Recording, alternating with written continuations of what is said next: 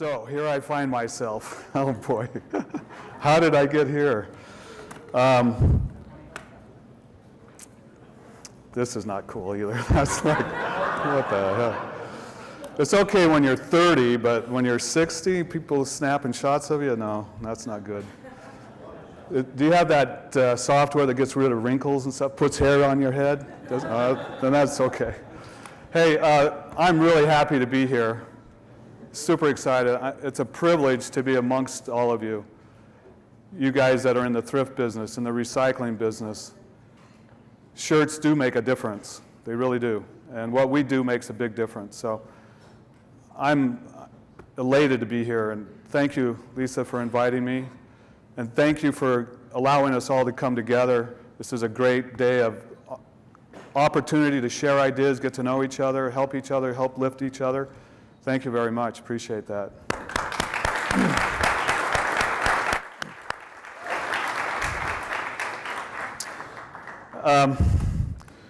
I'd also like to thank all of you in the room, too.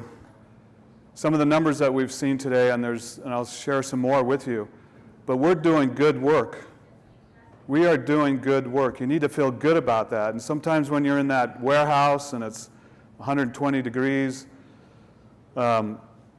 buyers aren't there, they're not willing to buy, or sourcing's not there. I know, it gets hard, it gets tough. And sometimes we lose focus, but what we're doing is good work. It's hard at times, but it's well worth it. So congratulations to all of you. Thank you very much for being great examples, not only to us in the industry, but to the whole world in general. The world is a better place because of what you guys do.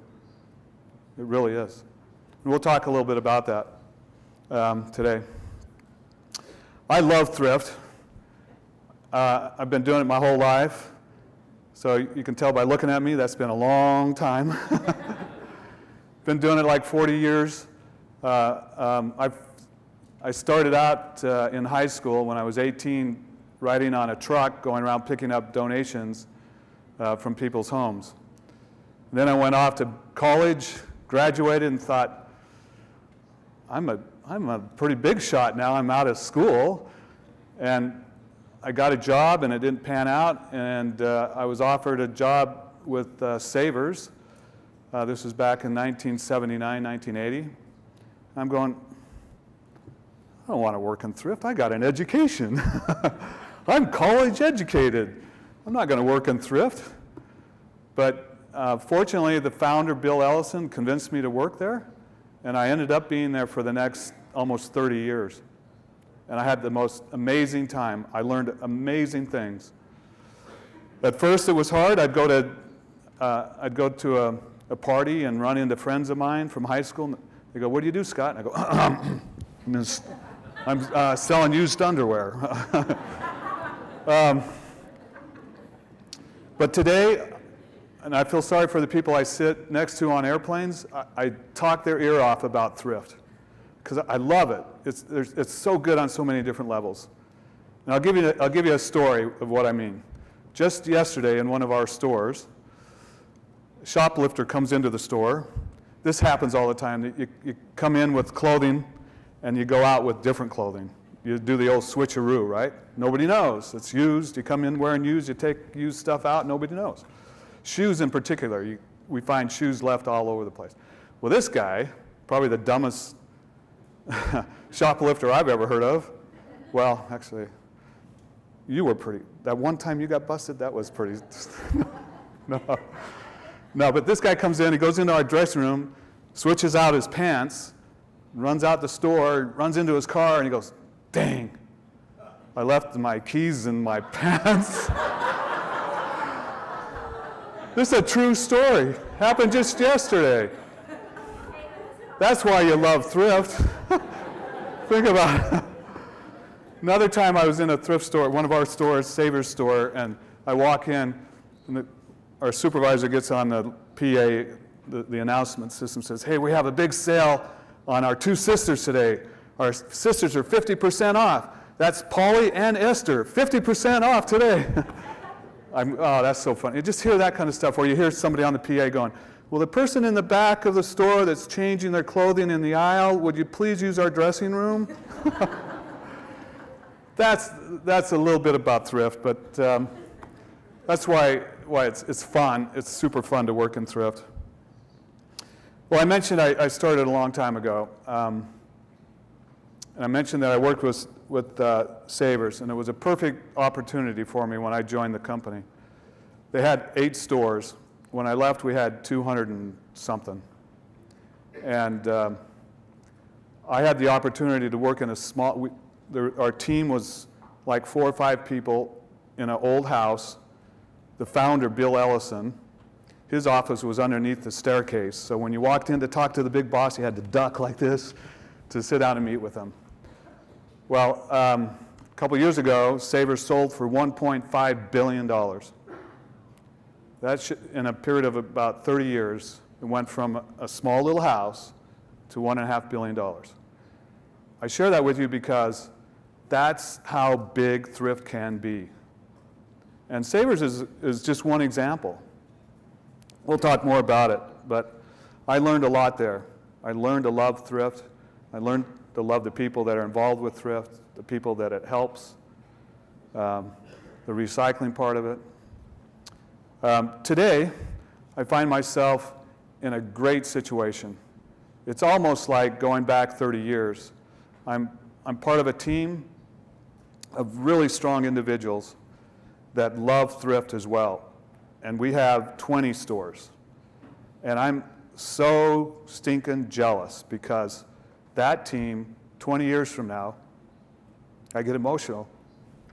30 years from now, they'll have 50, 60, 100, maybe 200 stores. And I won't be there because I'm an old dude. But this Team Thrift that I'm part of I'm super excited where I'm at today. And I got a really good thing going on with people that are committed to thrift, and we have great discussions. So, we own, as I mentioned, we own 20 stores. They're located in Missouri, Kansas, Colorado, and Utah. We've got 500 team members. We help charities, disabled American veterans, City Union Mission. And I'll talk a little bit more about that, the beauty of helping nonprofits. I've also been involved with Bank & Vogue. Many of you know Bank & Vogue. I've been involved with Bank & Vogue over the last 10 years. Had a lot of great conversations with that company as well. And been able to learn a lot about the recycling side of thrift, the wholesaling of credential and rags, institutional products. That's been a great experience for me to be associated with them as well. All right, I mentioned when I sit next to somebody on the airplane, I feel sorry for them. I'm kind of feeling sorry for you guys because I love to shop thrift. I got to hurry, I know. But you tell me when it's time to go like this, okay? All right, thank you. All right, 100 years ago, back when I started, thrift was small. And I mentioned Savers. Back then it wasn't even called Savers, it was called Value Village or Thrift Village. And we had small stores. And I remember when we hit $2,000 a week, we were super excited. We did $2,000 a week in a store that was maybe 2,000 square feet, 3,000 square feet big. We weren't very big at all.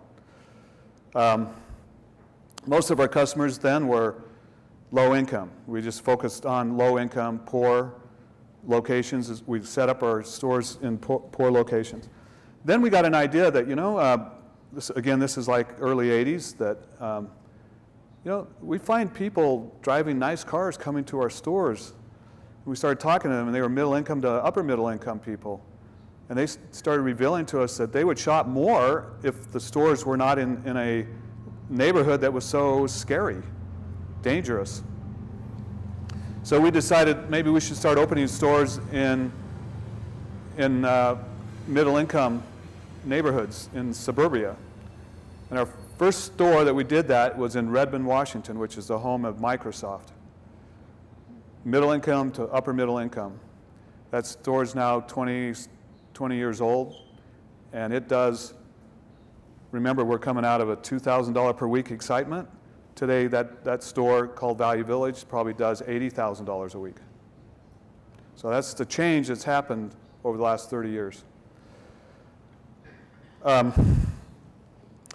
Stores have grown into these, in this case, this looks like almost a shopping mall. There's stores that are 50,000 square feet, doing $80,000 a week in sales.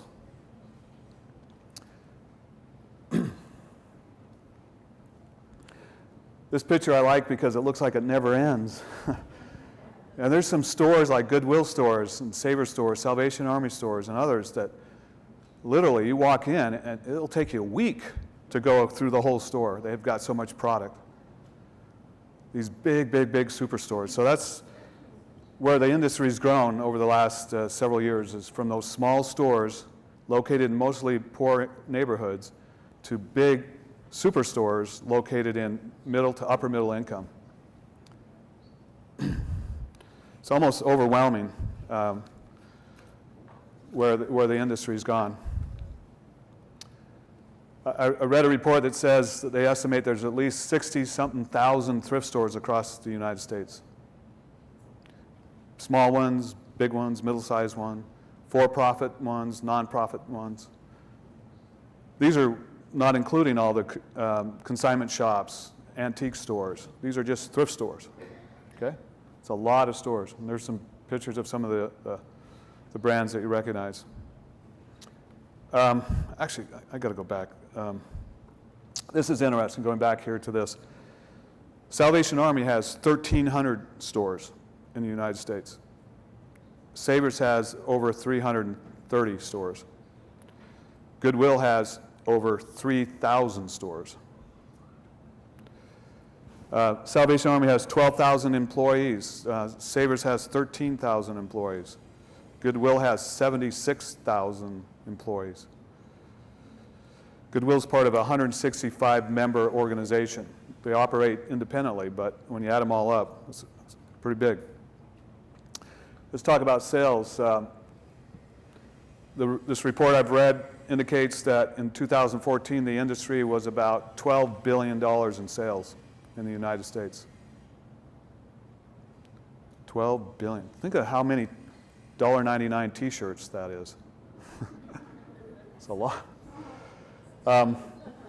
Whoops, I'm trigger happy up here, sorry. Just to break that down, Salvation Army in 2014, their sales was $650 million. Savers was 780, almost 800 million. Goodwill was 4 billion in sales. Something interesting to note, on average, a customer when they come into a thrift store spends $12 to $18 each time they come into a store. So divide 12 billion by $12 or even $18. It's a lot of customers.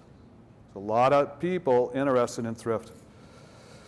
All right, here's how it breaks out in terms of the market share.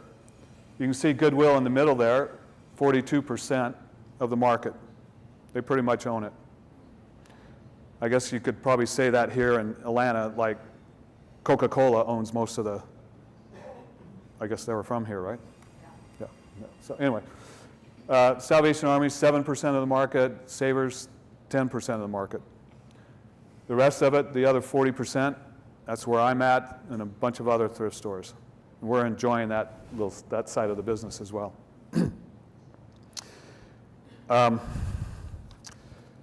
17%, according to this report, 17% of the U.S. population is open to shopping thrift. Doesn't mean they shop it every day or every month or even once a year, but they're open to shopping thrift. 17%. Whoops, there goes my notes, sorry. Okay, there's 320 million people in the United States. 17% of 320 million is 54 million. 54 million shoppers in the United States.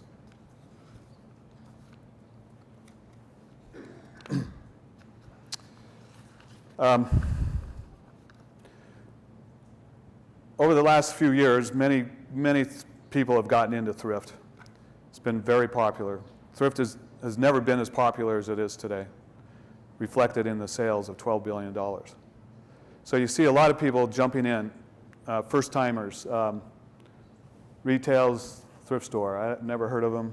You can see they've got a happy group there. Another store over here, grand opening. Many new people have come into the business. In addition to that, the people that were in business already opened more stores. Goodwill opened a ton of stores over the last few years. You probably see it as you get around the United States. Goodwill popping up everywhere. And they're not just small stores. These are big stores they build from the ground up.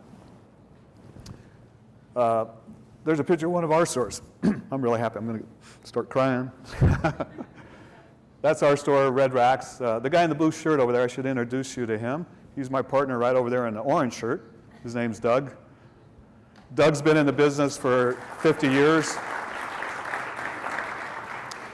You know how in the thrift stores you bail up the rags in the back of the store and you end up with a bunch of bales? That's where Doug was born, in the back of some bales.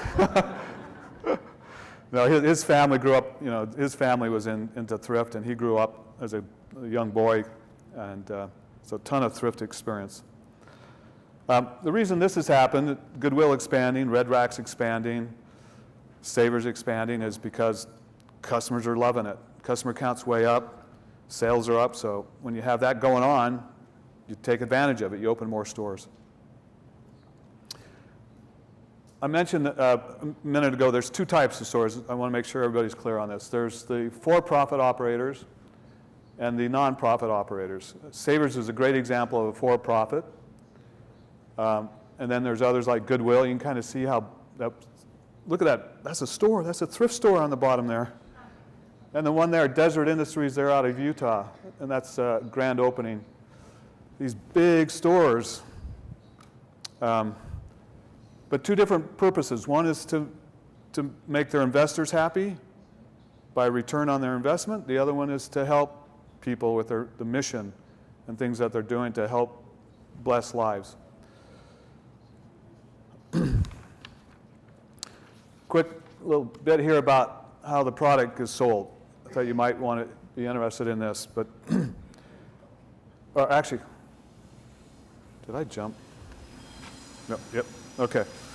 Basically what this says is 32% of all the product that's sold in a thrift store is clothing, okay? Then all the rest of the stuff that's really popular is the hard goods, the jewelry, furniture, knickknacks, home decor, that kind of stuff, all adds up to be about 39%. So it's important, make note here, you that supply thrift stores. Supplying clothing is it's not even half of the equation. It's the hard goods. And I'm going to throw out a challenge to all of you is to figure out how to source hard goods. When I was with Savers, I attended at least 180 grand openings. You open up the doors and people come running in, and where do they go? They have a choice, and go off to the clothing or to the hard goods. In every case, all 180 grand openings and all the grand openings I've done in our own company, the majority of the customers that are waiting go to the hard goods. That's an opportunity for all of you. Make note, write it down. Next thing that I thought you might find interesting is the segmentation of customers. The age group 24 to 34, that's 11% of thrift shoppers. 35 to 44, it's 16%. 45 to 54, that's 18%. This next group I'm really fond of, I love this group. 55 to 64, 4-year-olds, my group, we're 22% of it. 65 to 74%, 10%. You might recognize this, Macklemore. There's a thrift store song that was out there, top of the charts in 2014, a bit of 2013. This guy's representing a group of individuals that I'm not calling, everybody calls them millennials. This group here is the next thrifters, and they're way into it. They love it. We've got some challenges with them, and I'm going to talk about that in a minute, but that's the future of thrift. We have our eyeballs on them. So, back in 2018, a perfect storm happened in the thrift business. Politics were changing, belief systems were changing in the U.S., and green became hip or cool. And hopefully it's becoming more than just a trend. It's becoming a lifestyle. But green lifestyle, and then when you coupled that with the recession, people wanted to be thoughtful on recycling, and now they don't have a job. You put those two together, thrift was the perfect answer. The recycling and the savings. So as a result of that, the recession led to consumers to shop for cheaper goods, benefiting thrift stores. Thrifts in 2008, 2009, thrift had the biggest explosion ever in the history. And I can tell you firsthand, because I was there 100 years ago. 2008, 2009 was awesome. Thrift stores were experiencing, on average, 12% growth. There were many that were doing 30, 40% growth over the year before. Big, big increase.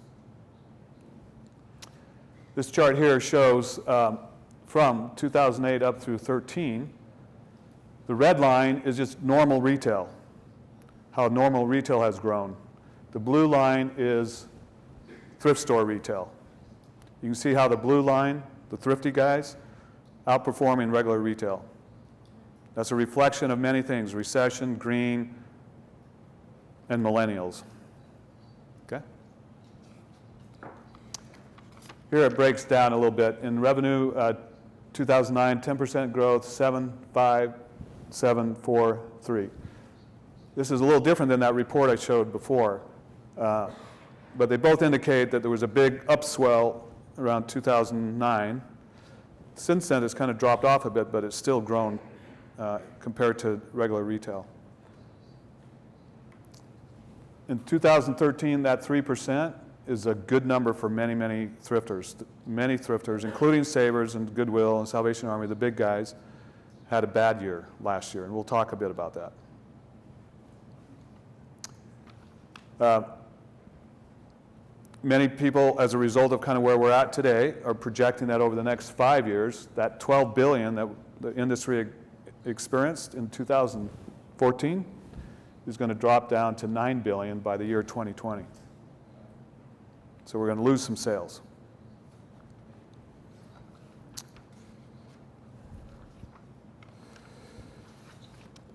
All right. Here's one of the issues that thrift is going to decline in sales. And this is where we have an opportunity to turn things around. Today, and I think Kate mentioned this in her speech, 15% of what is considered unusable, unwanted, donated textiles end up going to thrift. The other 85% goes to landfills. I'm in the business, and that's staggering to me because I'm so narrow-minded, so my vision is so narrow that I think everybody in the world's donating. Because we work with nonprofits or our own groups, and we keep hitting our head on the ceiling and saying, oh, there's just no more donations out there. I'll give you a quick story. When I was with Savers, we had 6 stores in Portland, Oregon. This is in the late 80s, early 90s. And they weren't performing really well. So our charities that we worked with there was Big Brothers Big Sisters and MS. They both came back to us and said, hey, we're out there. There's just no more donations. The closets are clean. The garages are clean. The attics are clean. We've scoured everywhere. There's no more donations. And we believed them. So we thought, well, let's maybe close down some of those stores. In the meantime, and this is a guy maybe some of you guys have met, Michael Miller was hired by Goodwill. Didn't have much thrift background, but came into Portland, Oregon. And because he didn't know anything, he started opening drive-throughs, placing trailers on corners, promoting donations. They had 6 stores at the same time. Goodwill had 6 stores. 15 years later, they had 50 stores. Savers has 6 still. Michael Miller found out that, look, the closets are not empty, they're full. People are throwing 85% away, too. He's done a really, really good job. If you want to read up on the guy, some of you might have seen stories about him that he makes over $1 million a year or something, that he's one of the highest paid nonprofit guys. When you consider what he's done for Goodwill and what he unleashed, $1 million is cheap. Anyway, don't be deceived when you're working with people that come back and tell you there's no more donations. That's a bunch of, what was that chart? This is a question, it's probably on your quiz. Kate put a chart up here, showed what the percent of dollars spent on clothing was in the 60s and what it is today. It's gone way down. But the amount of items that we're buying has what? Like tripled. We own way more clothing items than we ever did, right? You go out looking at new houses today that are under construction, they don't have 1 garage, not even 2. They've got 3. And the garages are deep, so you can fill it up with all this stuff that we're buying. So look, there's a lot of, if we can fix this, then life will be much better. All right. Speaking of threats, though, to the industry, my best friend here, thrift is strong. It really is, as you can see. But there are some threats. I'm going to go through them real quick. Kate mentioned fast fashion. You're hearing that more often. But it's these big box retailers, H&M and Forever 21 are good examples. They're bringing clothing in, and there was just a recent interview with the CEO of H&M. He's saying that his goal is to introduce to the public a $4 dress. He's dead serious. He's got a couple $1 billion behind him. It's going to make that happen. That's a threat. We'll talk more about it. But you know, you got the Walmarts, you got the Goodwills, Zara. I mean, you just go on and on and on. There's a lot of these type of retailers out there. Next one. And, don't take this personal. If you're from overseas somewhere. On the left, there's a picture of a tienda in Guatemala. That's what it was like 4 or 5 years ago. They'd open up a paca, you know, abre la paca, the bale, put the bale out there and sell clothing off that bale for a week or 2 or even a month. That was their inventory. Well, today in Mega Paca, just down the street from that tienda, is stores like this, 50-something of them in Guatemala. You guys know about them, right? You guys are from Guatemala, I know. And $100-something million last year in sales. Where does all that product come from? The United States, mostly. And when I'm a thrift guy and I need product in my stores and I got to compete up against that, it's pretty hard. So I'm happy about that. That's super good because it's blessing people's lives around the world with that type of retail. And people from around the world are coming seeing thrift in America, and they get inspired and they go back and they make their thrift stores better. That's a really good thing. But it makes us in the US, we're going to have to be stronger. We're going to have to be smarter. Because we're now not just competing, I'm not just now competing with Savers, Goodwill, and Salvation Army. I'm competing with operators around the world. The next threat is online retailers. eBay. It used to be, when I grew up, you'd have a garage sale, you'd put it out on the yard or out actually in the garage. Today, people go put it online. They still have garage sales, but a ton's being sold there. It's a quick way for people to find what they're looking for. This whole e-commerce is big, it's growing, and it's a challenge to us in the industry to come up with a way that we can play on the internet. Goodwill has. They've launched their store. Bank and Vogue, their stores in England, they've got an online website as well. But most of us, we just don't have the sheer number of items to make it worthwhile putting online. So that's going to be a challenge. The next thing is acquisition of product. A lot of competition out there for the product. Bins, drive-throughs, school drives, charity events, direct mail, all kinds of, and then just all kinds of people trying to get it. So that's going to be tough. Just so you know, a modern day thrift store that's doing 30,000 to 80,000 a week in sales needs to put out about 8,000 to 20,000 items a day to keep that going. And if you lose one day, you lose, because the business is a 4-week cycle, right? And the tags are out there for 4 weeks. One day of bad production is 5% of your business. If you mess up in 2 days, that's 10%. 3 days, 15. All of a sudden, you can mess up your business really fast if you don't have enough product or if the product's not coming in. I've got a store right now in Salt Lake City that's been way under-sourced. Opportunity for anybody out there that's got product. No. We've got a product problem, and sales are half of what they were 3 months ago. That's how quick it goes down. The next thing that happened here is toys. There were some regulations that happened here about 5 or 6 years ago from the US government, trying to protect kids, which is a good thing. As a result of that, a lot of us thrift guys had to pull just instead of trying to figure out what works, what is allowed to be sold and what isn't, we just removed a lot of the toy stuff off the floor. Goodwill reports that cost them $170 million. Salvation Army said that's about $100 million cost to them.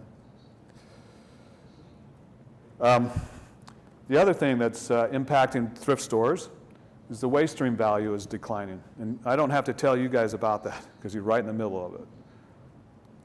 But I remember not too long ago when I could sell my rags for 22 cents, sometimes even more than that.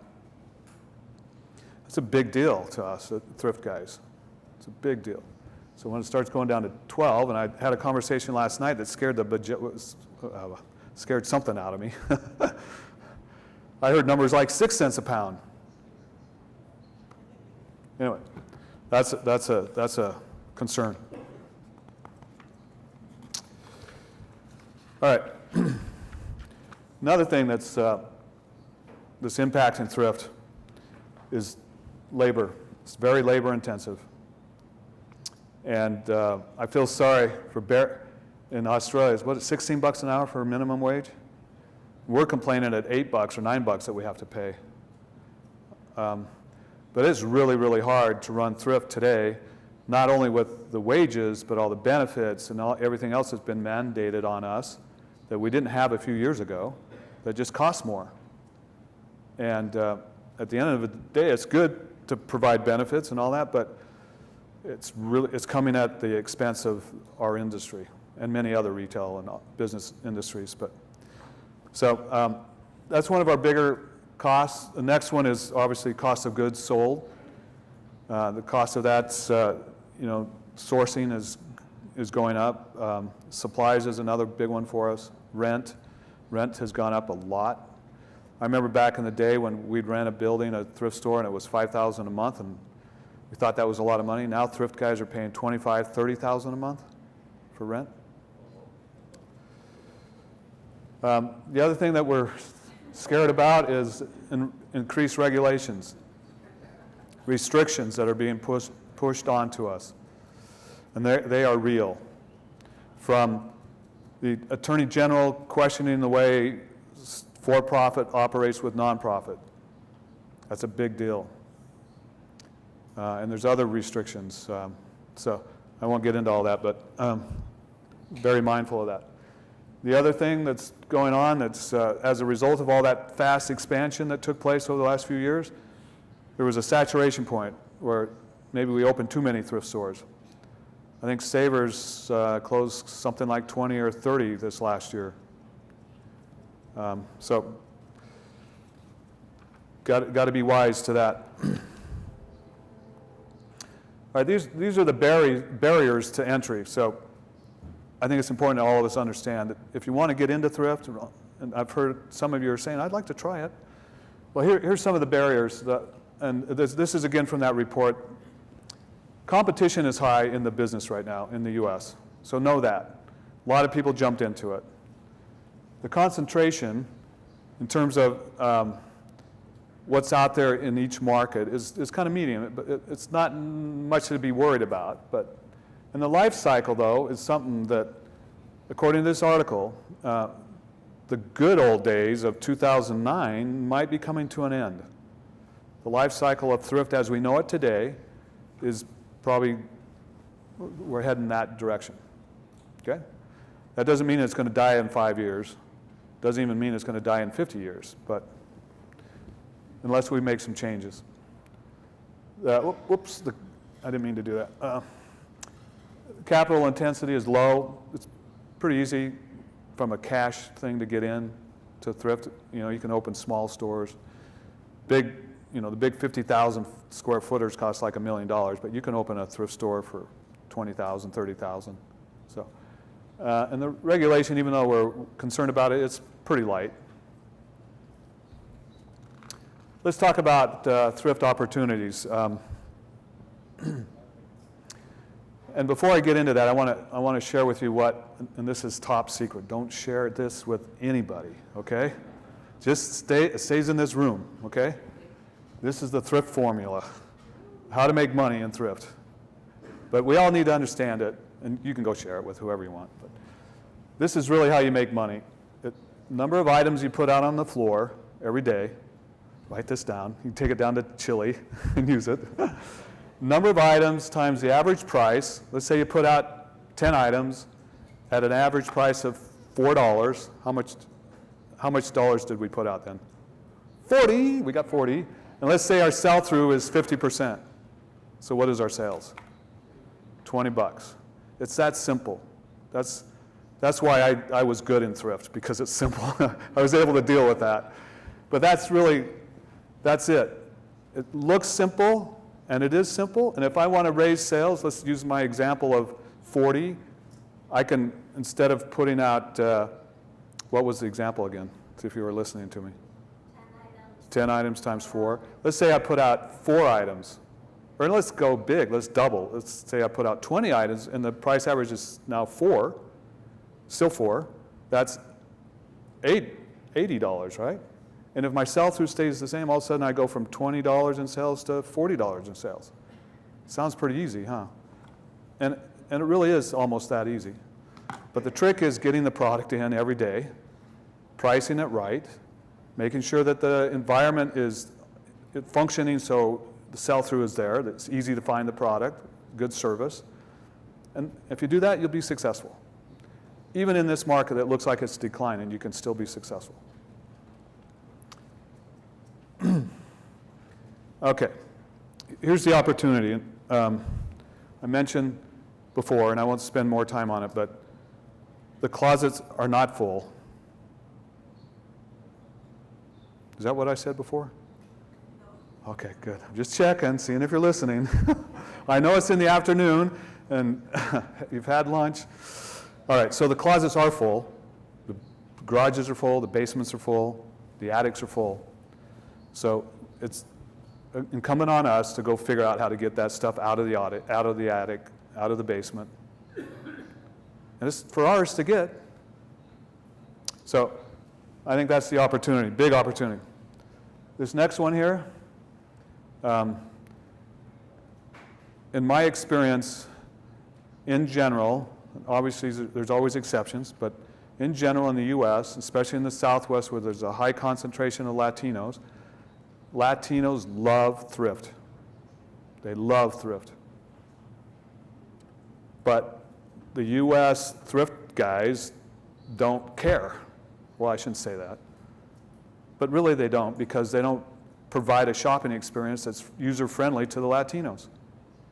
If we were smart, we'd open stores that played Latino music, had Latino colors, had product that met up with what the Latinos wanted. Big opportunity there. Next opportunity is this concept or idea of processing centrally. This is, again, to help minimize the costs of running thrift, is bringing all your product into one central location, have a team that's highly trained and reliable to sort and price your product, versus the way it's done in most cases in the back room of each store, where you've got a diverse team that's turning over, and the experience factor is really low, and so the accuracy goes way down. And so the result in front of the customer is poor. And it costs more money. So the industry needs to figure out how to do this. And I know there's an answer, and I know there's people doing it already that have showed the way. So that's a big opportunity. Next opportunity, I believe, is this data. Luis was talking about you have a POS system. That data, when I was growing up in thrift, we didn't have data. We counted it on our fingers, how many items we put out. We couldn't really figure out what our average price was. But today, there's software, there's all kinds of technology out there to help us in the industry to run our stores better, to be intelligent, so we can make best decisions. Next opportunity for us is the social media. In preparation for this talk, I went to social media. I Googled and I found blogs, and as a thrift guy, I just loved it. I couldn't stop reading it. And it's people telling their friends, telling their neighbors, their family how cool thrift is. And if we can figure out how to keep throwing logs on that fire, it's a big, big opportunity.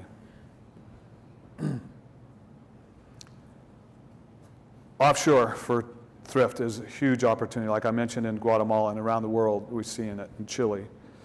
I mentioned earlier that 17% of the U.S. population loves thrift. Think about this. In Central America, there's 42 million people that live in Central America.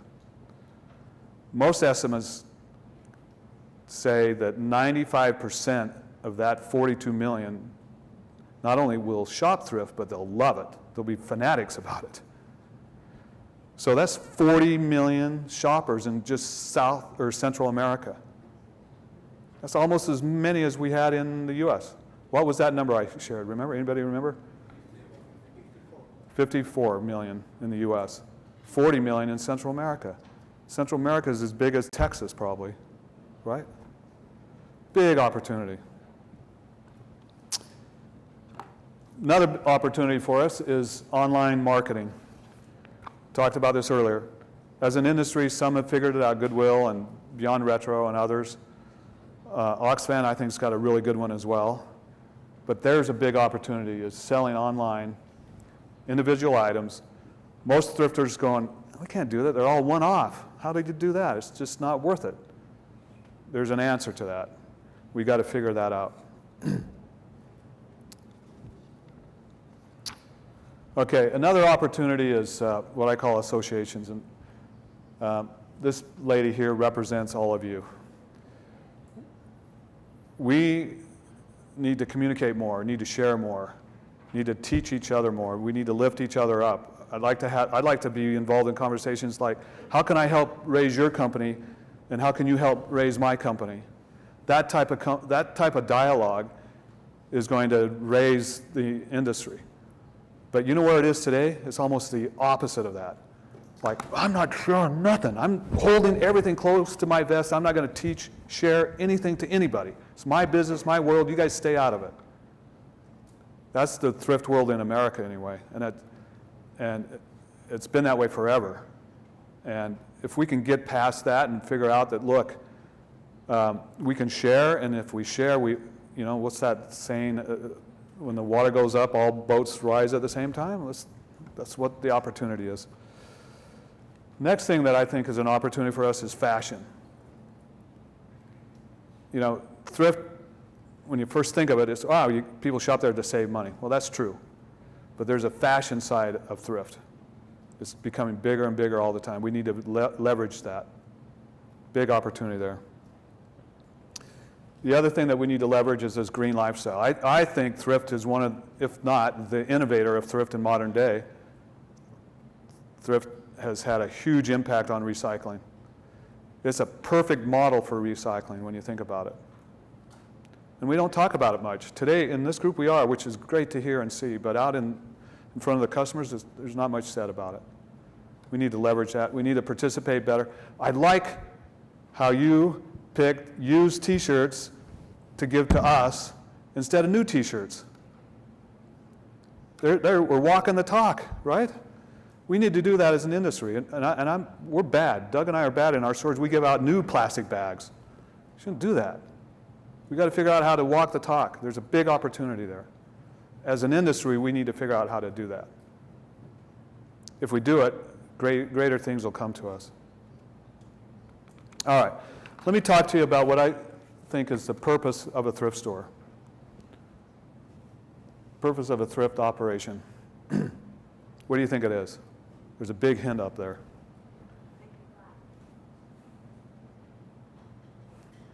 I mean, it's all about that, right?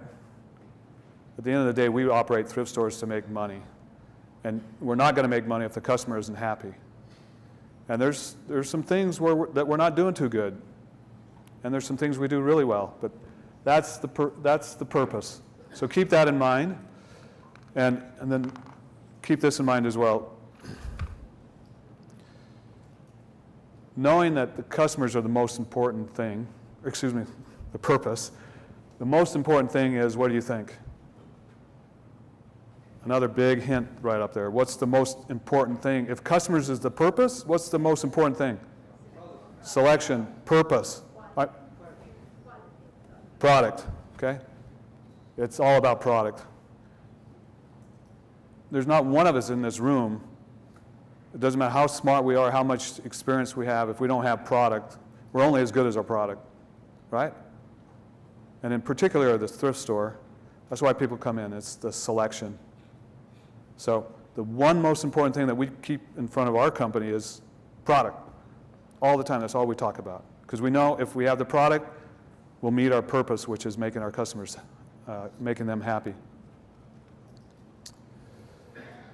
All right. Let me just go through some ways, so I think you all know this, so I'm going to go through it quickly, but collecting donations is vital to us.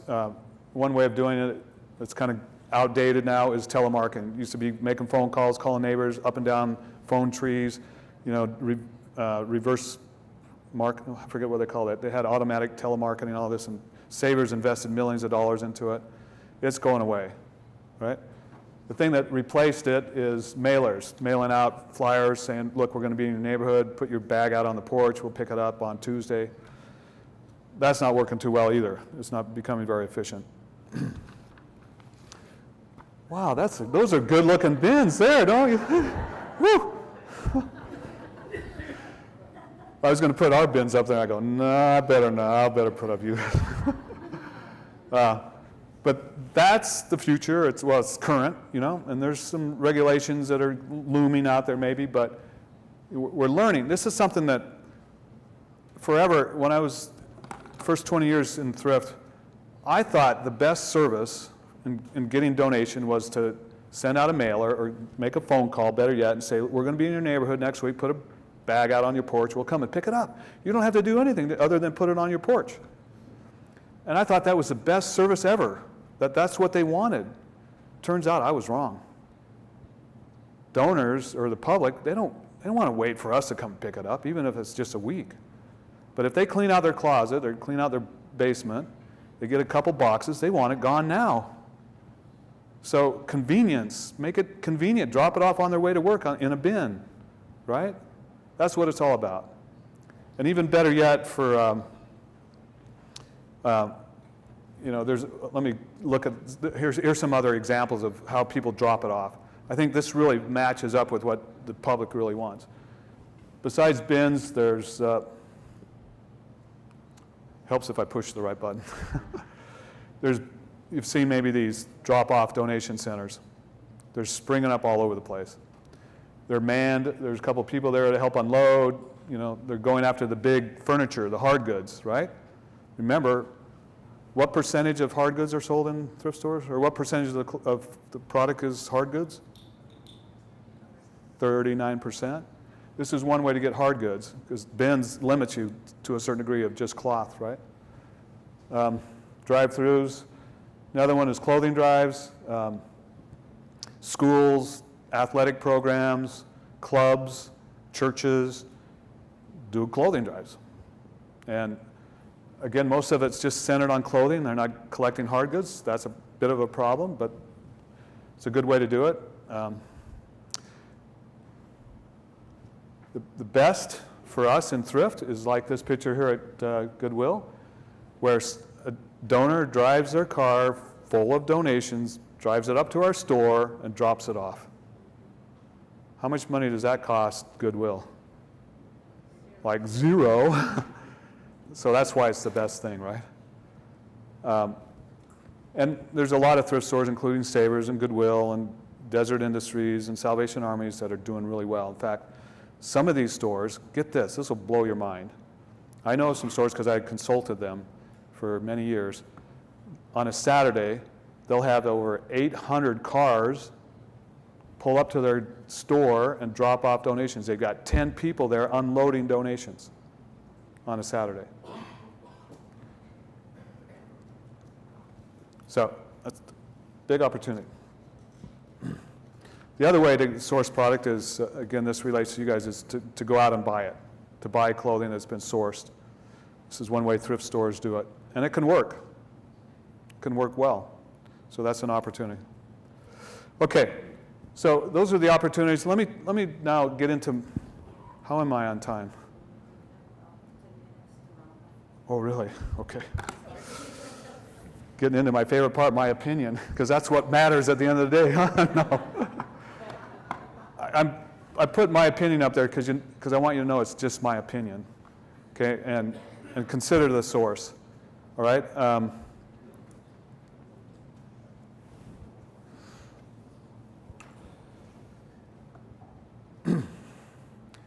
I love thrift on so many different levels. It's a cool, one of the best industries on the planet. This picture here represents just one of the levels that's really cool, and that's the people that are employed that work in thrift. The love that they have for their business, especially the ones that are into thrift, and they appreciate, as I do, all the different levels. I love thrift. It's good on helping charities, the recycling, helping people find low-priced items. It's helping to find items like high-end that you could never afford in the first place, and now they're available in a thrift store. So it's just really good on so many things. The other thing I like about it is the virtue. It's got virtue to it. When you shop, you're helping the environment. In most cases, you're helping a nonprofit. When you donate, you're helping a charity. You're making your product, your items available to others that might need it, that might bless their lives. Because it might end up, when you donate, it might end up going clear to Africa. There's not a lot of businesses with virtue in it.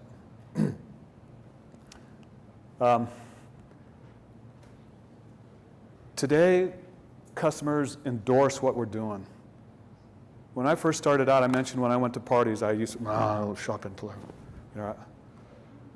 but people used to come into our stores at Value Village or Savers incognito. They would put a hat on and hide. They didn't want anybody to know about it. And when they'd buy something and they go to work and somebody said, "Where'd you get that?" "Oh, I didn't get it at the thrift store." So today it's different. People endorse it, and it's taken a long time to get there from people like you changing people's mindset. Green is good. Shopping thrift is good. Keep pushing the wrong button. Compulsion. Here's another one of my opinions. Today, thrift is all about emotions. It's not about price. When people drive up to a thrift store and they park in the parking lot and they get out of the car, they already know it's going to be cheap in there, right? But the reason they pick that store or the reason they buy stuff in that store is out of emotions. This reminds me of grandma. You know, or I always wanted one of those. I collect frogs. I got to have that one. They don't even turn it over and look at the price. It's a cute little frog. They got to have it for their collection. Oh, this shirt or this dress or this. It's emotion. Most of it's emotion. That's a good thing. Then obviously, you know, you got to be cheap. You've got to price it for what it's worth. And I, to all you thrifters out here, we've undervalued our product in a bad way, in the worst way. We think it's all about being cheap, about being the cheapest on the block. It's not. Well, it can be, and you can make money on it, but it devalues the product. I mean, there's products I see come in all the time that just drive me nuts that cost, say, $400, and it's super quality, whether it's hard goods or clothing, whatever, it's $400, and it's for 25 bucks. Or even a shirt that costs maybe $19, and we sell it for $2 or $3. It's devaluing the product. There's way more value in it, especially when you consider, like you were saying about the one of a kind. You can't buy that item anymore. Where are you going to go get it? Going up against Century 21 and Zara and H&M, they're mass. They got 1 million of the same items for $4, but we have one of a kind of each item. And it shouldn't be $4. It actually, in some cases, I could make a point that a used item is maybe more valuable than what it was when it was first sold. In my mind, I like to think that when I buy a basketball, it's experience. It knows how to make points already. When I buy boots and wear them, they've already climbed up the mountain and back. They're experienced. When I buy the prom dress, it's experienced. But experience is worth something, right? Doug and I, we consult because we have experience, and we charge a lot of money because we're experienced. Well, what about that basketball that's experienced? It's already scored 100 points. Okay, I'm stretching it a little bit, but but hey, we shouldn't devalue our product. And when things get tough, we do that all the time as an industry, and we shouldn't do it. Just because a shirt's 4 or 5 years old, or even 10 or 20 years old, it's worth less money? Come on, think about that. Okay. We need to evolve. There's things changing all the time. The customers are changing, the environment's changing, regulations, everything's changing, costs. So we got to evolve. We got to be a bit of a Darwin and evolve. But the next thing, though, is we got to stay true, us in the thrift world, true to the basics, our best practices. That's what got us there. That's what keeps us there. All right. And as I mentioned, we need to circulate. We need to share ideas. All right.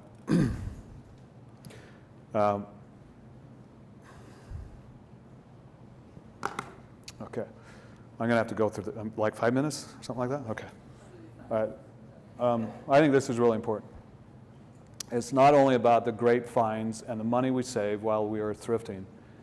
It's more about how thrifting makes us feel that keeps us coming back. That's that emotional thing. That's what it's all about.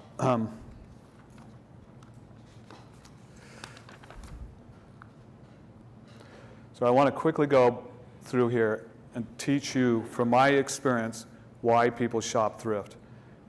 And the more you know why they shop thrift, the better you'll be in sourcing and any aspect that you have with thrift.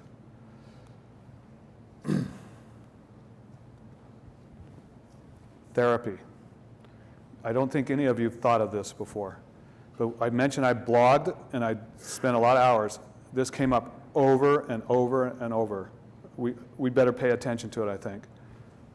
Taking time away from it all to enter the unknown possibility of a thrift store with such a packed life, it's refreshing to simply be in a thrift store. Think about that. This one's really interesting. Fashion equality. Fashion becomes a point of inspiration, not a difference between us. It doesn't matter who you are or what you do, we can all thrift. Last time you guys have been in a mall, you go in a big shopping mall and you go into, let's say, like Marshall's or Neiman Marcus. Okay? Some of us in this room might be able to afford to shop in Neiman, but the vast majority of the population can't shop there. They differentiate us. You go into Banana Republic, they want you to wear their clothes, their brand. They differentiate us. You go into Old Navy, they do the same thing. In a thrift store, you don't have to worry about that. You can be yourself. Right? There is no differentiation. We're all the same. That's why I love thrift. It's a great thing. This treasure thing, this is becoming big out there. Do this. Go out there and look at this. Hashtag thrift score. Find all this great stuff that people are finding. They love it. It's always just around the corner. So I keep coming. One day I'm going to find it. And then this comes along with it, the bragging rights of what you found. I spent all day shopping at my favorite thrift store. When, what do you know? I found this. The thrill of the hunt. Savings. The low cost of thrifting allows me to shop frequently. That's a difference than allows me to buy more. The frequent thing is important to make note of. They come frequently because it's fresh and always changing. It's a big deal. I found this in blogging as well. I shop for the cause. We bless lives when we thrift. We make a difference. That's important to a lot of people. All right. I want to read a few of the choice quotes that I found in the blog. One was from a lady here in Atlanta. Considering I went to Atlanta yesterday and shopped a whole day long at 2 different thrift stores, I'd have to admit it was like getting a good fix. The fun part is that I was mainly shopping for nice sweaters for my grandson and my granddaughter who are living in Colorado now. I scored big time on good name brand sweaters that are perfect for Colorado. But of course, I had to garner some more vintage for my own collection, as if I need any more. That's one customer. Another one said, I'm a newly thrift shopping addict. The reason I thrift is because it supports programs to help those less fortunate. And it's more environmentally friendly than buying new clothes. Buying used clothes, it prevents them from going to landfills and adding to non-biodegradable consumer waste. All the more reason to thrift. Next person. Thrifting became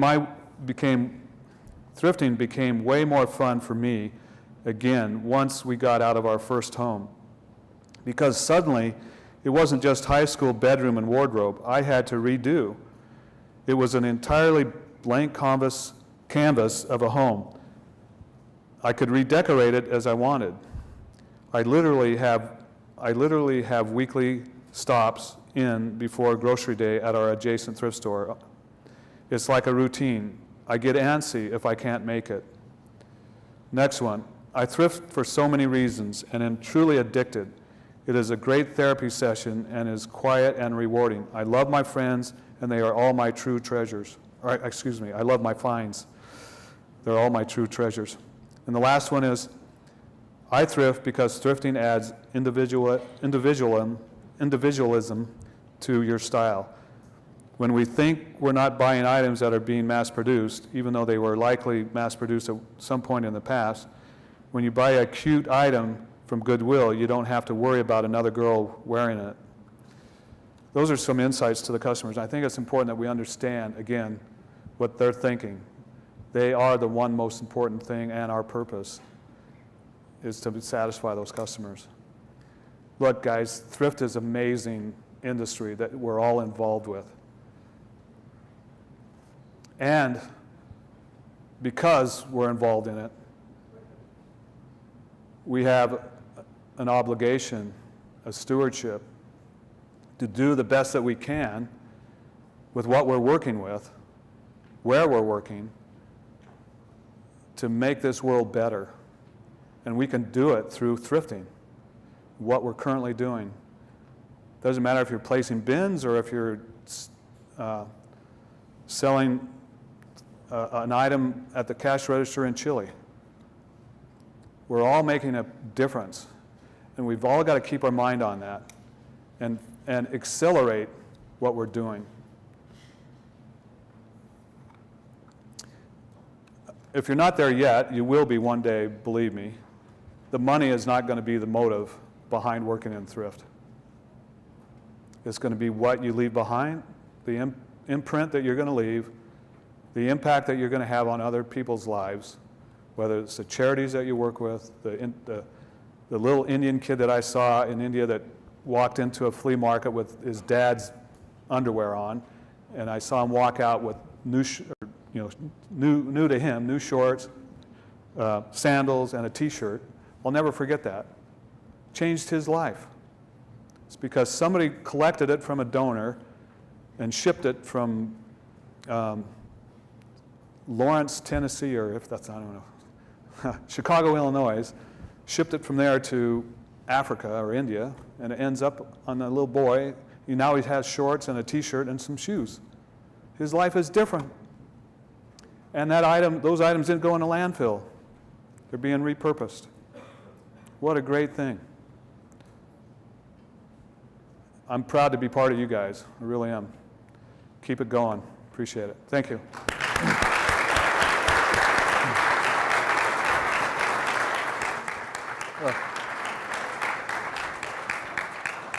I hope I left no time for questions. Yeah, I think.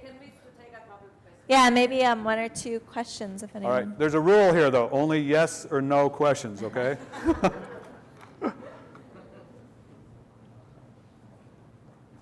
Did I leave you speechless, or did you fall asleep?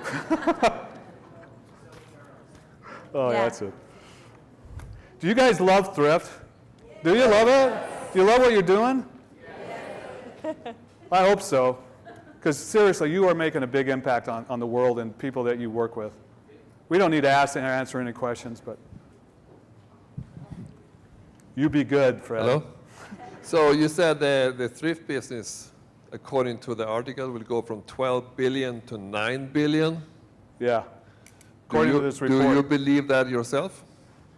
Our stores last year had our best year ever. This year we're going to beat last year.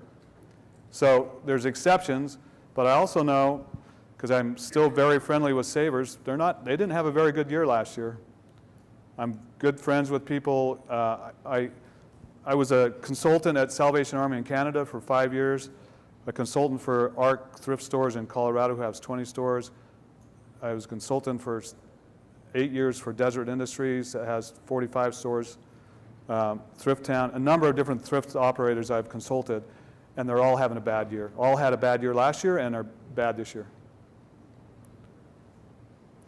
Does that mean there's not opportunity? No, there's big opportunity. There's a lot of money left on the table.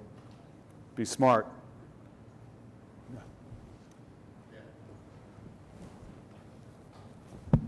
Yeah, then I think you owe to the audience to say, what did you do to differ from all the others? It starts with a team. We're in a process of upgrading our team. This is one thing that, don't take offense to this. You might, because it might be misinterpreted. The thrift industry, in general, on average, there's always exceptions, has hired off of the bottom of the barrel. They think that's where they hire from. And as a result, the team members that work in thrift, the employees, are not reliable, they've got issues, and as a result, the execution's poor. There's no reason why. You guys, Chick-fil-A's from here, right? Yeah. Have you guys been to Chick-fil-A? Most of you, some of you, maybe not? Maybe not too many, huh? Yeah, don't go on Sunday, they're closed on Sunday. But you go into that store, it's a fast food restaurant, they sell chicken, right, sandwiches. their team members are unbelievable. Happy, big smiles, eyeballs that are open, running with energy. I don't understand why thrift can't be like that. So that's one thing we're doing, is surrounding ourselves with people like that. And we're willing to pay them more money. That's one thing. The other one is, obviously, by having good people, you execute better. And if you stay on the best practices, it works. That recipe I gave you, items times dollar average times sell-through, if you do that, it works. Sounds pretty easy. It's not, but come on, join in. Other questions?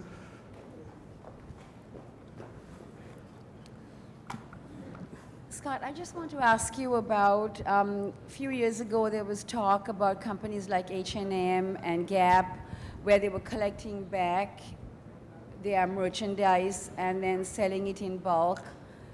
So if you shopped at their place and they gave you, there was some kind of a program where you could donate, drop something in a box. Yeah, American Eagle's doing it, a lot of And different, Gap, I think H&M. What are your thoughts on that? Well, one is recycling, so it's good. I'm not sure, I'd like to be the recipient of the donations they get. I'm not sure where they go. Like, there's sometimes, like Dillard's department store will have a purse event where you bring in old purses and you'll get a discount off the new purse, or you bring in, sometimes it's a suit deal, you bring in your old suit or jacket or coat and they give you a discount. Hopefully those items are going to be used well. I don't know if they are.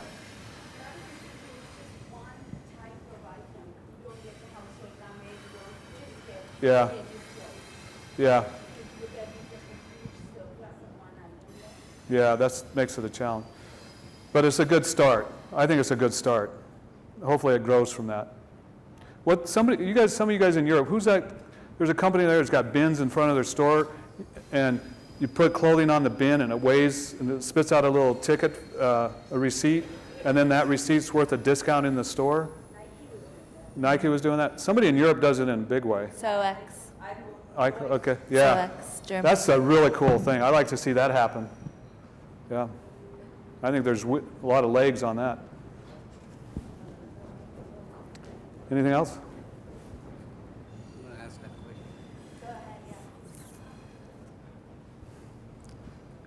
I want to thank you first for your good presentation. It was a very good presentation. Thank you. What I observed in your presentation was there's one word that was not in it. In the presentation, there was one word, and I was wondering why it wasn't in there. And the word is used. Used? Yeah, I didn't see anywhere in your presentation or Yeah. put in. Is there a reason why? Right on. Yeah, good call out. Bad on me. I'm not afraid of using the word used, and there's some good things about it. The problem with it I've found is when you say used in front of other people that don't appreciate it, they misinterpret it. It devalues in their mind. That's why I like using the word experienced. I'll sell you an experienced pair of shoes. Yeah, that's great. Anyway, I don't know if that helps, but sorry about that. No, I mean, this is what me and Jeez.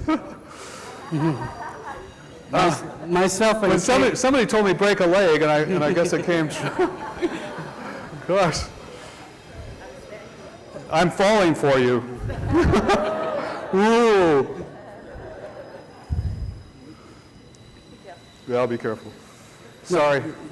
the reason I'm saying I asked that question was because me and Kate had a little bit of a discussion for her presentation, which I was not able to ask that question to her during her presentation. And what I asked her was, what is the definition, or what is the meaning of used in your opinion? Well, again, the first word that pops in my head is experienced. Correct. And I think experience has an intrinsic value to it that we don't in clothing and household items unless it's collectible or vintage or something. But I don't know why this shirt here, let's say this probably cost me $80. It's new, bad on me, but it was a gift from my daughter. But I don't know why if I wear this once or twice, why all of a sudden it drops down to $4? I don't get that. You know, so use is good. In my mind, if it's used, pardon the pun, if it's used in the context of devaluing something, then it's the wrong word. And that is exactly what my point is, because that is one word I've struggled in my 25 years in this business, the word used, because we tend to use recycle, secondhand, whatsoever. And it has some kind of a negative connotations that the way you're looking at it. Yeah. And in my opinion, I mean, if I ask this question to all the people in this room, they'll each have a different variation, like you said, experience. Kate had a different explanation. Somebody else will have something else, but I just want to share my opinion of what I would use it as a use terminology. And that is, if I were to go into a store, a new store, buy a shirt, wear it once, and basically had it washed once, it became used. That's, in my opinion, used. So each of us in this room are wearing a used piece of material in their, in their body. And we all slept on a bed at the hotel with used sheets, right? Exactly. So the way I'm looking at it is the terminology needs to be a little bit explored. Yeah, maybe we learn from the used car salesmen. They don't use, many of them don't use used anymore. They use pre-owned, right? I don't know if that works any better, but. So what I've come up with is the word share. Share, that's a good word. So if people want to explore with this word and use it in their marketing or campaign, because we are one world. I like that. There you go. Thank you. Yeah. Very good. I can't resist saying this. Thanks for sharing that. That's a wonderful place to Good wrap place to up. end. Yeah. Yep. All right. Thank you, Scott.